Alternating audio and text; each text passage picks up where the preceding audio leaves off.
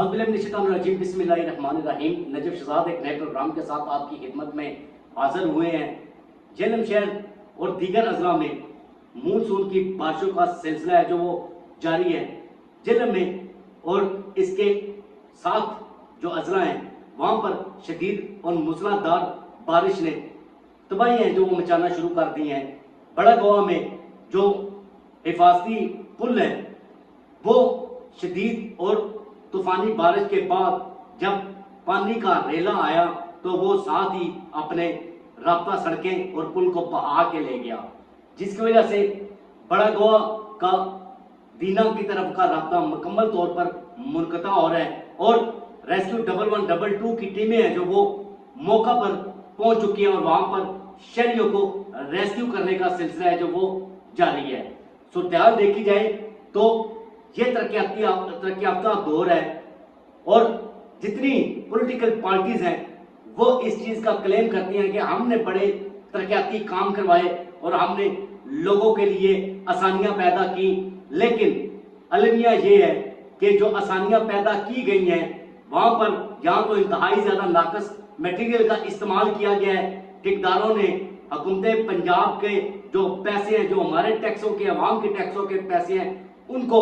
پوری طرح سے استعمال کیا اور اپنے لیے استعمال کیا، نہ کہ پھر وہ فلاحی کاموں کے لیے استعمال کیا گیا ہو یا پھر جو رابطہ سڑکیں یا پل ہے جو وہ بنائے جاتے ہیں ان کے لیے استعمال کیا گیا ہو۔ اب صورتحال دیکھ سکتے ہیں کہ اس قدر پانی کا تیز ریلا آیا جس نے سڑک کو بہا دیا۔ یہ عوام کے لیے ایک مشکلات جو کہ پہلے ہی عوام مشکلات کا شکار ہے، لیکن اب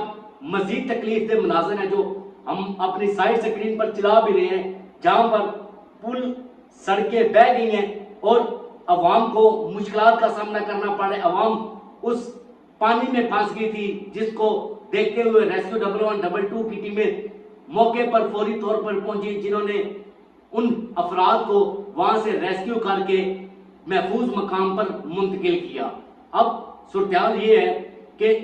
شدید بارش کے بعد نالا گاں اور نالا بنا اس قدر بپھر جاتے ہیں کہ ارد گرد کے مکینوں کو بھی وہ اپنی لپیٹ میں لے لیتے ہیں۔ اس سے پہلے بھی جہلم میں صورتحال اسی طرح کی پیدا ہو چکی ہے کہ شدید اور موسلادھار بارش کے بعد جو نالا گاں اور نالا بنا اس قدر بپھرے کہ انہوں نے کئی دیہاتوں کو اپنی لپیٹ میں لے لیا اور وہاں پر جو لوگ تھے وہ محصور ہو کر رہ گئے۔ لوگوں کے گھروں کے اندر تک پانی ہے جو وہ 8-6 فٹ تک داخل ہوا۔ ان کی جو رہائشیں ہیں وہ اس وقت ڈگمگا رہی ہیں کیونکہ اس سے پہلے بھی شدید بارشیں ہونے کے بعد لوگوں کے گھروں میں پانی داخل ہوا اور ہم نے خود جا کر موقع پر دیکھا تو فٹ سے زیادہ مد جس کو بولتے ہیں مٹی وہ لوگوں کے گھروں میں داخل تھی۔ اب پھر سے وہی صورتحال پیدا ہو رہی ہے۔ کیا مقامی حکومتی نمائندے کر کیا رہے ہیں؟ ہماری تو سمجھ سے یہ چیز باہر ہو چکی ہے کہ ایک طرف کلیم کیا جاتا ہے کہ فلاں جگہ پر تعمیرات کر دی گئی، پل تعمیر کر دیا گیا، سڑک تعمیر کر دی گئی، افتتاح کر دیے گئے۔ اب وہ نتیجے بھی سامنے آ رہے ہیں، جو افتتاح کیے گئے ہیں وہ سڑکیں بہ رہی ہیں، جو پل ہیں وہ ٹوٹ رہے ہیں، لوگوں کے نقصانات ہو رہے ہیں، فصلیں تباہ ہو رہی ہیں، لوگوں کے ڈیرے تباہ ہو رہے ہیں، گھر تباہ ہو رہے ہیں، لیکن مجال ہے کہ کسی کو کوئی ہوش ہو اس حوالے سے، کوئی عملی اقدامات اس حوالے سے کیے گئے ہوں۔ عوام ہر وقت دلدل میں پھنسی رہے گی کیونکہ اب کی صورتحال آپ دیکھ سکتے ہیں سائیڈ سکرین پر کہ پل کا پل ٹوٹ گیا ہے اور عوام انتہائی زیادہ پریشانی کے عالم میں مبتلا ہے۔ یہ پل دو جگہ کو ملاتا ہے لیکن اب کیسے لوگ کشتیوں کا استعمال کریں؟ کیا پھر لوگ اس وقت چلے جائیں 60 اور 70 کی دہائی میں جب لوگوں کے پاس سہولیات نہیں ہوتی تھی، سڑکیں نہیں ہوتی تھی، کیا اب لوگ پھر سے اسی دہائیوں میں واپس چلے جائیں؟ کیونکہ عوام کے لیے جو بنائے گئے پل سڑکیں ہیں وہ تو پانی کا بہاؤ بھی برداشت نہیں کر رہے، کیونکہ اگر مٹی اچھا استعمال کیا گیا ہو تو پھر ہی یہ چیزیں ہیں جو وہ کارآمد ہوتی ہیں اور دیر پا چلتی ہیں۔ لیکن یہاں پر المیہ یہ ہے جب تک آپ لوگ خود بھی نہ کھاؤ، لوگوں کو بھی نہ کھلاؤ،